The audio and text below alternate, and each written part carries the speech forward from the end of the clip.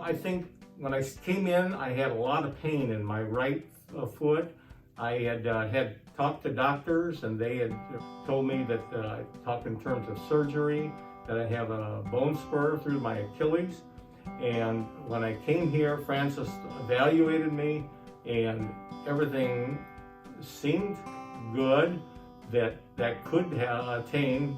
And when I went through the process, now I have no pain to speak of, much more range of motion, and much more functional, doing the things around the house and walking, which is a major thing for me.